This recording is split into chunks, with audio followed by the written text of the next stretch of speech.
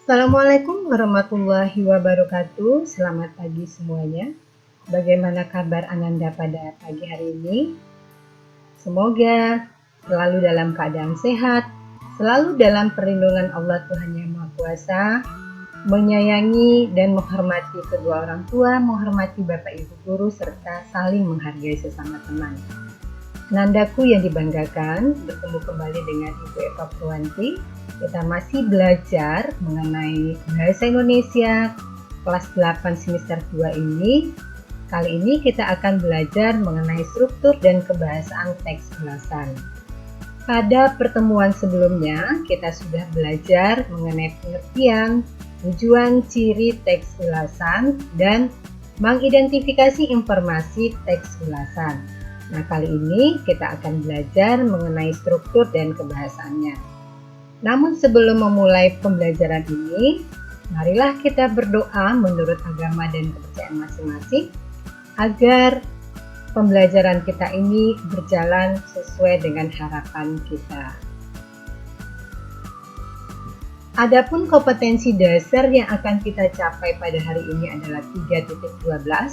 Menelaah struktur dan kebahasaan teks ulasan berupa film, cerpen, puisi, novel, dan karya seni daerah yang diperdengarkan dan dibaca. Adapun tujuan pembelajaran kita hari ini hanya ada dua, yaitu harapannya siswa Ananda dapat menentukan struktur teks ulasan dan dapat menentukan kaidah kebahasaan teks ulasan. Pada pertemuan sebelumnya, Ananda sudah belajar mengenai teks ulasan, bukan? Nah, apakah Ananda masih ingat pengertian teks ulasan? Ya, benar.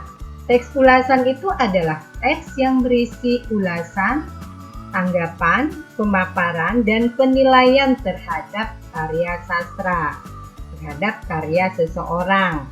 Nah, karya yang bisa diulas itu adalah misalnya film, cerpen, puisi, novel, atau karya seni lainnya.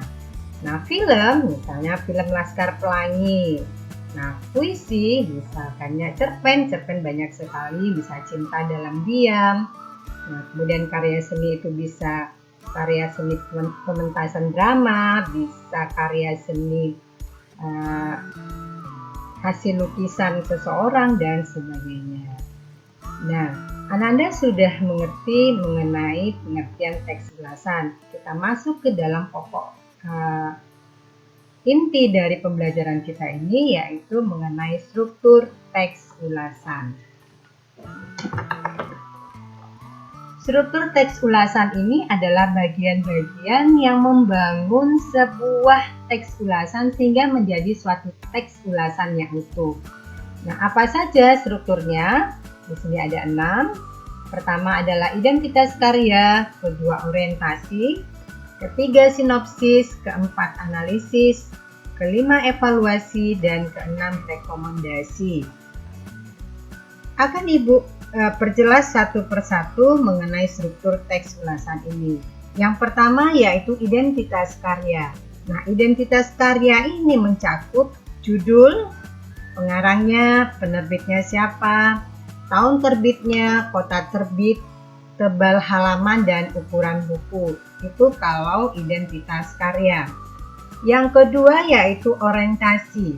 Nah, orientasi dalam paragraf pertama biasanya, yakni dengan menjelaskan keberadaannya sebagai novel yang mendapat penghargaan, sekaligus mendapat perhatian yang cukup besar dari banyak kalangan. Yang ketiga yaitu sinopsis. Nah, sinopsis ini berupa ringkasan yang menggambarkan pemahaman penulis terhadap isi novel. Keempat, analisis. Analisis ini berisi paparan tentang keberadaan unsur-unsur yang diulas, seperti unsur intrinsik dan unsur ekstrinsik pada karya sastra. Misalnya, bagaimana temanya, bagaimana penokohannya, dan alurnya itu dianalisis. Dan yang kelima, evaluasi. Nah, evaluasi ini inti dari teks ulasan karena dia berisi paparan yang menjelaskan kelebihan dan kekurangan suatu karya yang diulas. Dan terakhir, rekomendasi. Nah, rekomendasi ini berisi ajakan untuk membaca atau merekomendasikan buku atau film yang diulas serta manfaat yang didapatkannya. Nah, demikian anak-anakku sekalian, struktur teks ulasan. Ibu ingatkan kembali, identitas karya, orientasi, sinopsis, analisis, evaluasi, dan rekomendasi.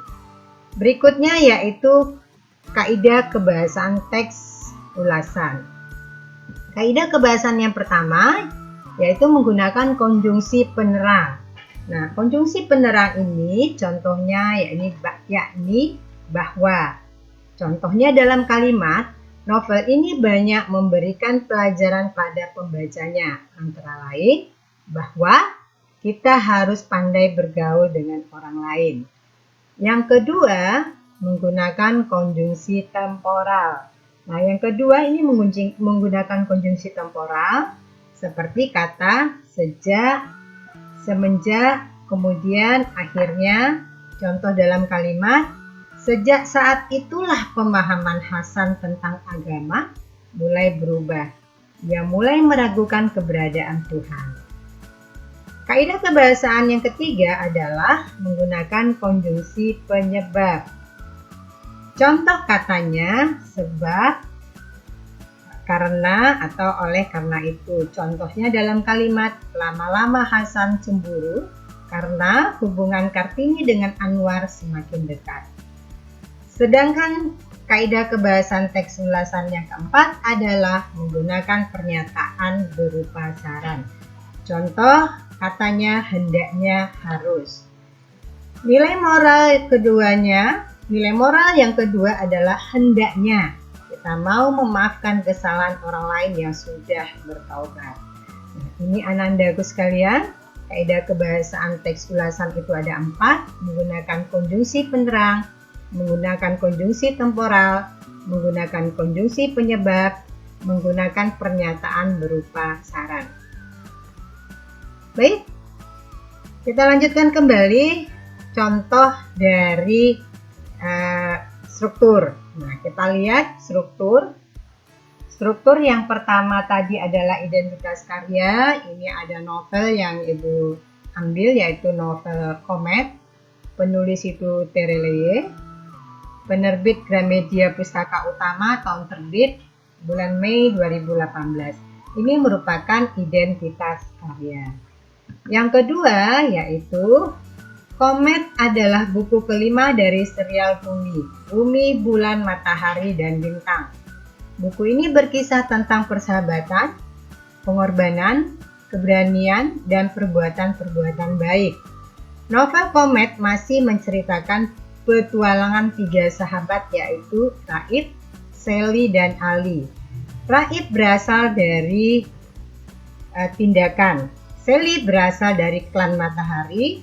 Sally dapat mengeluarkan petir dari tangannya, sedikit penakut dan perhatian. Sementara itu, Ali berasal dari klan Bumi. Ali dapat berubah menjadi beruang buas, paling sembrono dan paling cerdas di antara teman-temannya.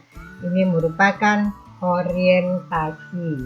Orientasi ini tadi Ibu katakan bahwa terdapat dalam paragraf pertama, ini menjelaskan keberadaannya sebagai novel tadi.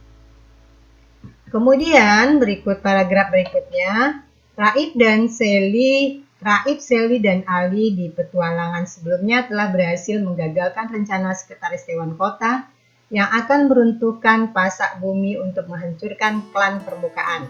Mereka memang berhasil, namun di waktu yang bersamaan mereka telah melepaskan si tanpa mahkota, ancaman terbesar bagi dunia paralel. Klan Bumi, Matahari, dan Bintang pun bersatu membentuk aliansi untuk mencari dan menangkap si tanpa mahkota. Mereka tidak melibatkan klan Bumi karena klan Bumi memiliki level teknologi paling rendah. Selama itu berlangsung, si tanpa mahkota tidak terlihat pergerakannya. Kabarnya, si tanpa mahkota tengah mencari Komet, sebuah tempat untuk menyimpan pusaka yang akan menggenapkan kekuatan si tanpa mahkota. Para petinggi klan bulan, matahari, dan bintang pun berkumpul ditambah Raib, Sally, dan Ali. Mereka bertemu di klan matahari saat penutupan festival bunga matahari. Sementara sebentar lagi peserta akan menemukan bunga matahari mekar pertama kali. Sungguh tidak disangka ternyata si tanpa mahkota muncul di tengah-tengah festival saat bunga matahari akan mekar pertama kali. Dia memanfaatkan momen itu untuk membuka portal ke klan Komet. Semua orang mencegah agar si tanpa mahkota tidak mendekat ke bunga matahari. Tetapi mereka kalah kuat. Si tanpa mahkota berhasil membuka portal ke klan Komet. Sebelum portal itu ditutup, Ali meloncat memasuki portal, mengikuti si tanpa mahkota disusul Sally dan Said. Nah, paragraf ini merupakan sinopsis. Sinopsis tadi adalah ringkasan yang menggambarkan pemahaman penulis terhadap isi novel. Paragraf berikutnya yaitu, novel ini memberikan banyak pelajaran bagi pembacanya. Novel ini mengajarkan kita untuk belajar tegar dan tabah dalam menghadapi masalah.